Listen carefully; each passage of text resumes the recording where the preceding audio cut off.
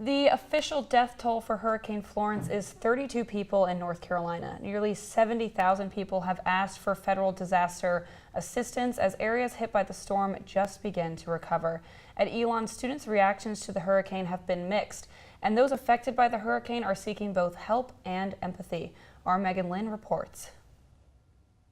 Just think of my family being together, like we having our family dinners every night after school, and just being with them. When sophomore Margaret Johnson thinks of her home in Wilmington, North Carolina, she remembers boating and trips to the beach.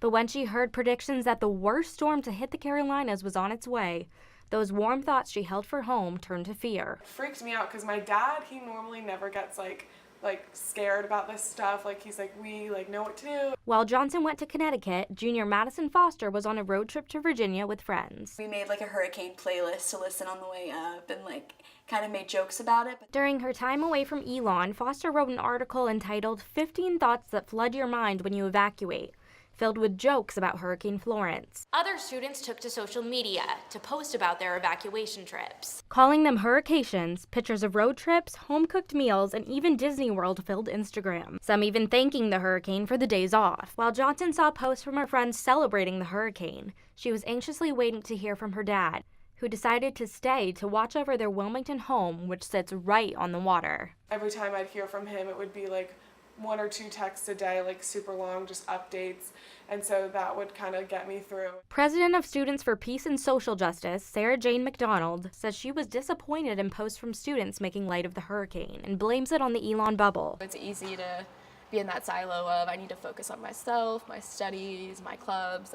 The students who were affected directly, it's on their mind every day. Psychologist and professor BILAL GHANDOUR says people don't always realize the impact of their words, and the internet is a breeding ground for this. You don't have the fear of people reacting to what you say immediately.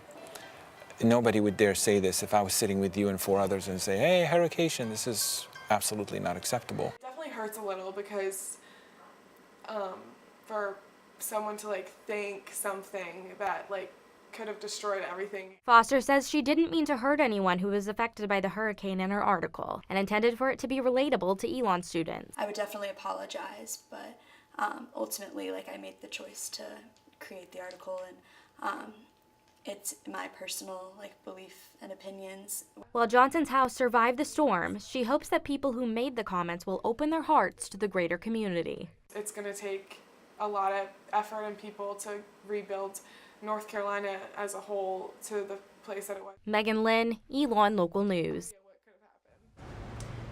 If you want more information on how to help the victims of Hurricane Florence, visit our website, elonnewsnetwork.com.